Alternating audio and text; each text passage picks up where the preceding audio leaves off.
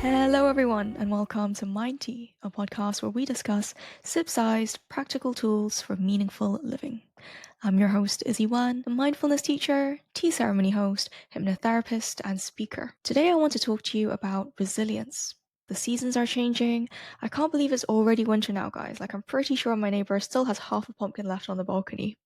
But it seems like with this change, a lot of us are figuring out how to navigate this transition. From speaking to a couple of friends myself, it seems like a lot of us are encountering internal changes of our own as well. Some of us don't have a close family we can lean on during the festivities, or perhaps we have a strained relationship with people who we need to be in the same house as during this holiday season. Or maybe we don't have anyone that we can go to in the holidays, and we may be feeling isolated, with social media amplifying this too. So if you're going through an internal season of change, I want to offer you 4 things that have helped me, in case any of these are useful to you during this holiday season. I have used every one of these myself to help me get through last week when I was navigating a lot of personal challenges, and they haven't changed the situations themselves, but they've made them a lot easier to manage and made me feel more resilient. Before we get into the tools though, let's talk about what resilience is first and how to understand it. There's a misconception with resilience that it's about how little changes that we can experience. Resilience is actually not about how little challenges you can avoid or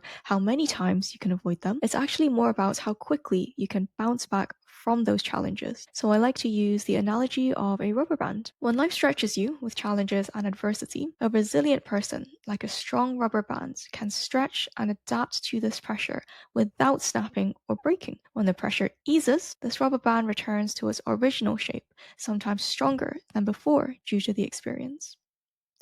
Resilience is not a personality trait.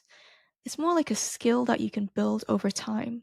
A skill that helps you to greet change and difficulty as an opportunity for self-reflection, learning, and growth. So what are some ways that we can develop our own resilience? I've got 4 different ones for you today, and let's talk about the first one today, which is focusing on what you can control. Oftentimes, when we feel stressed, it's usually something that's happened that is out of our control.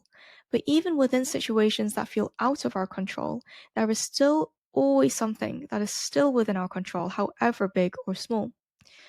Last week I was just delivering a corporate class, and it was a case that the bus took over 30 minutes to arrive. I'd already left the house earlier as well in case, but when I got to the bus stop, I realized that the road in front of us was actually blocked and closed, which was why the bus was taking so long. At this point I started to panic. I started wondering, what if my students are there already? What if by the time I make it, the class will already have ended? What if this goes back to the client and it ruins my own reputation even though I tried to get there earlier already? What if they never ask me to teach again because of this? And what if they think it's my fault? I started spiraling, and I thought I may as well just cancel the class at this point because there doesn't seem to be any other way to get there, and I'm already going to be more than 15 minutes late.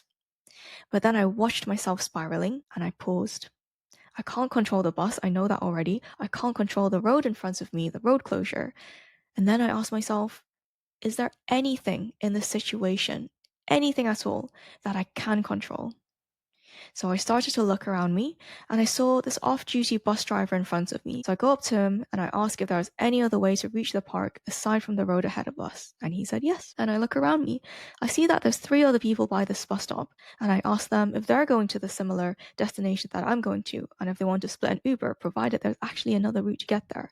They agree. Next, I called my clients and I gave them the option of either cancelling or if they're going to wait, I gave them my rough ETA. And they were very understanding and happy to wait for me, so long as I was still happy to make the trip there. In the end, I got there earlier than expected, and my client got a lot of value from the session. So this rule really applies to everything. I've given a very small example here, but I've realized that no matter how big or small or detrimental the situation seems to you in the moments, whether that's with career, business, relationships, or even health, there is always something that we can control in the situation. A lot of the times when we feel stressed, we get into the state of fight or flight, which physiologically overwhelms our cognitive functions. When this happens, we temporarily lose our sense of judgment and we start spiraling, and then we make these hundreds of different assumptions about other people, about the situation, and about ourselves. But the thing is, a lot of these assumptions are often not true. If I had made all the assumptions I did, thinking that the road is definitely closed so there must not be another route, thinking that I would definitely miss the class and the students would be so annoyed at me that the client would never book me again, then I'd have gone home pretty deflated. And maybe those things would have ended up true. But because I focused on what I could control, the situation turned out so much better than I expected. The next time you're feeling the sudden episode of stress, catch yourself. Catch yourself panicking and acknowledge this. Acknowledgement alone is very powerful in itself. And then pause. Ask yourself this one question. Is there anything at all that is within my control right now, even if it's a really small action? In fact, even if it's a really small action, it's even better because once you identify one small thing that feels achievable and within your control, these other big things will naturally come to you like a domino effect. Now, beyond situation-specific events, let's look at this concept with a larger lens on a macro scale. In psychology, we have something called locus of control, and it describes how much a person believes that they have control over the events happening in their own life. People with what we call an internal locus of control often believe that things that happen to them are in most parts influenced by themselves, whether this be their own actions, their own skills, or maybe their own mistakes. People with an external locus of control believe that other forces, like the environment, their circumstances in life, the government, or the actions of others, are more responsible for the events that occur in their own lives rather than their own choices and actions. Studies have shown, probably not to your surprise, guys, that people with an internal locus of control get much further in the sense that they are healthier, they are more successful in their chosen field of work, and they are generally just much happier people as well. I want to highlight that the locus of control is influenced by genetics and a person's early life experiences. But it's not something that cannot be changed. It is something, again, like a skill that you can build over time. Children raised by caregivers who encourage independence and the connection between their actions and consequences are more likely to develop this internal locus of control. But even if the caregiver has not encouraged this, a child can still learn as they grow older by observing the actions of the people around them. For example, by observing behaviors in their parents and seeing how the parents' actions influence the trajectory of their parents' lives. So again, as with resilience, we can think of this as more of a skill that can be developed over time. I actually used to weigh on the external locus of control. When things didn't end up how I wanted them to be, I blamed it on my circumstances growing up. I blamed it on my lack of inspiring role models, my lack of close friendships, or my mental health. And I certainly believe that my mental health at the time did really affect my life. It was a very real, lived experience. But now I can see it as more of this cycle, where blaming these external factors took my own ownership out of getting better, which made me then feel even worse. And it was only when I started to take responsibility for my own mental health, not blaming not having enough funds or the right medication or not the right therapist, it was only then that I started to look at self-help. And that's how I slowly got better and came across mindfulness. Now, there isn't only one way to heal. I'm not advocating solely for self help, but my point is more that we are able to develop a strong internal locus of control by noticing when we are self victimizing or blaming other people for our own hardships or negative feelings, whatever this situation is. And acknowledge that when you are spiraling, try not to dwell in self pity as hard as it is. And after that, we can then focus on specific actions rather than the details of the situation. So moving on to our second point now on resilience and on how to build this, it is to lean on something that's bigger than yourself. A key part of being resilient is being confident in our own abilities to handle situations. But even if you are the most confident person in the world, you may still need a little bit of encouragement or boost from time to time to help you meet those challenges head on. One way that we can bring encouragement to ourselves is by thinking about something that's bigger than ourselves, like an object that signals strength to you. At times of uncertainty or fear, something that I really like to use for both myself and clients is the image of a mountain. When I do the 8-week mindfulness program with my clients, we do a mountain meditation together where we bring into our mind's eye a strong, majestic, and grounded mountain. And then we visualize the feeling of embodying this mountain, bringing all the qualities of the mountain into ourselves so that we become the mountain. And once we are familiar with this feeling of embodying it, we can then look at ways of integrating it into our own lives. For example, one of my clients takes 5 minutes to imagine herself as her chosen mountain before going into meetings. And the more she does this, the more she rewires her brain to embody the aspects of this mountain, and then the stronger she feels. It's like a neural cue. It's like with neuroplasticity. Neurons that fire together wire together.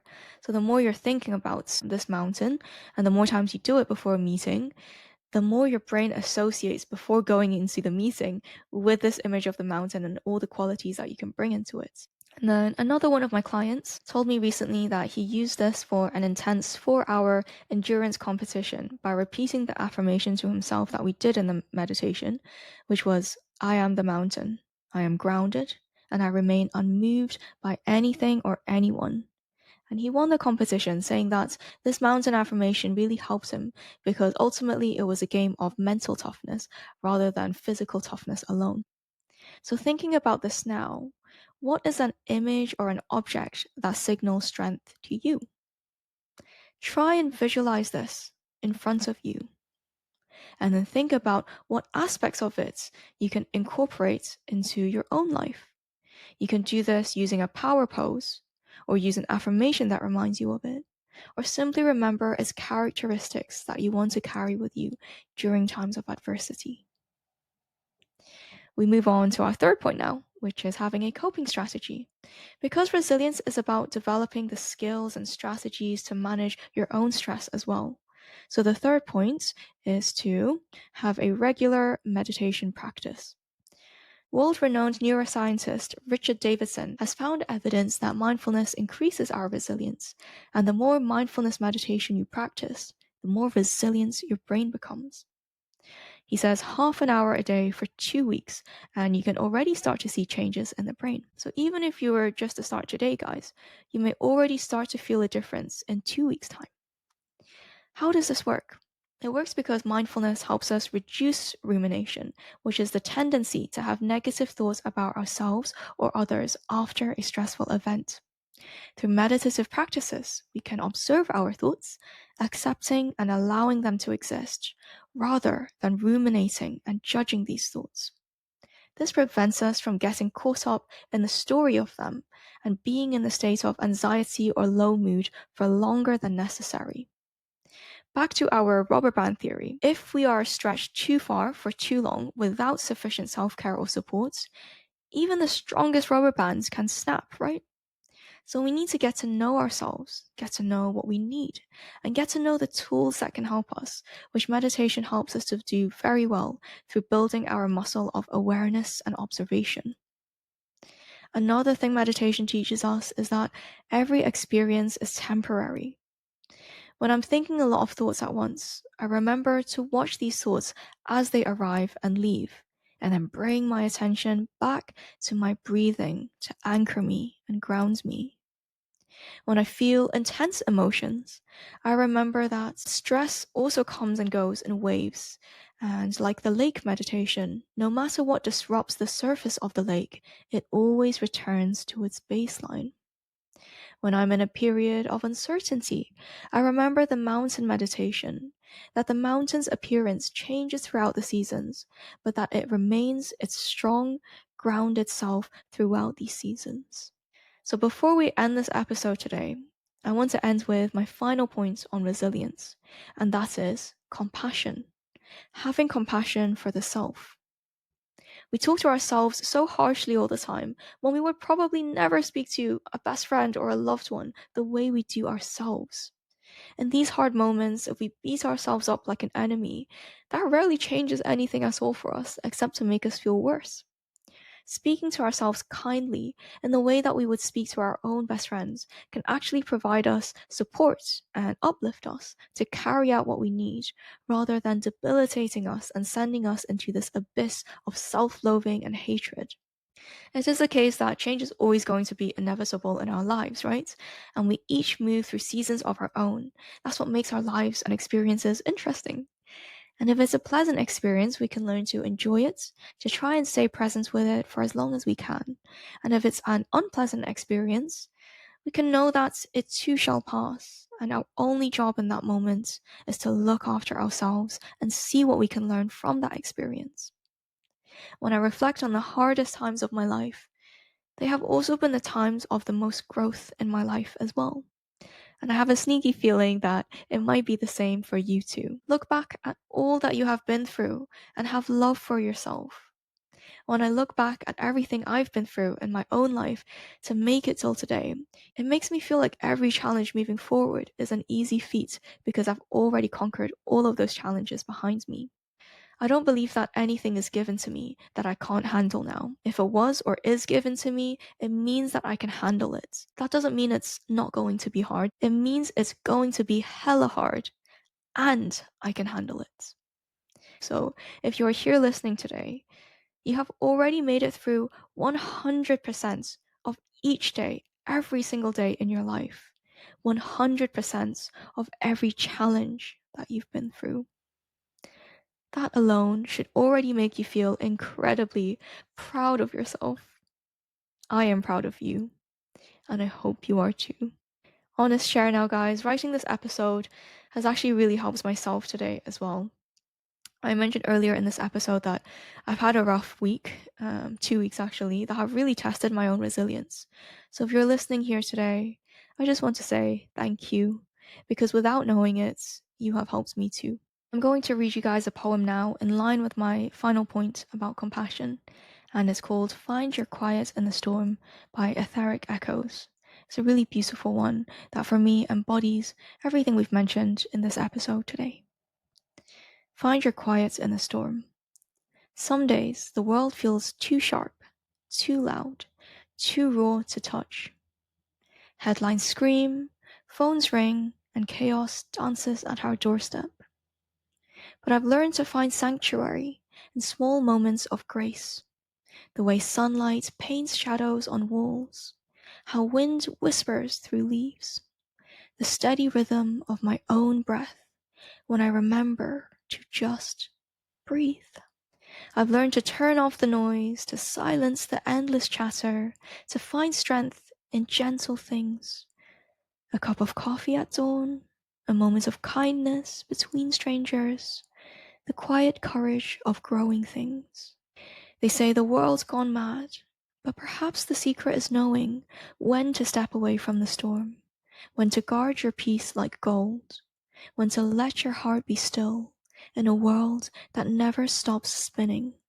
For in this rush of endless moments, we must remember to be gentle with ourselves, with each other, to find beauty in broken places, to create spaces of quiet wonder in corners of our own making. This is how we stay whole, not by hardening our hearts, but by knowing when to soften, when to rest, when to breathe, when to let the world's noise fade into the background of our being, when to let the world's noise fade into the background of our being. Alright guys, that's all I have for you today. I hope this gave you some encouragement or tools that you can use to help build your resilience.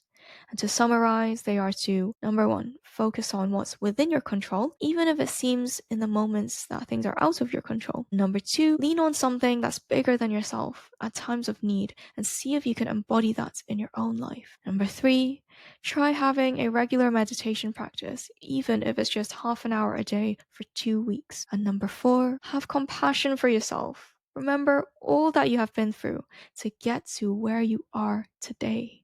Thank you for being here, guys, and if any of these resonated with you today, let me know in the comments below. If you took any value from this episode, I'd be so grateful if you could do me a favor and take a moment to subscribe and rate the show, or share it with someone you love so more people can benefit from mindfulness. Until next time, keep steeping in wisdom, and don't forget to take a moment for yourself today, even if it's just 5 minutes.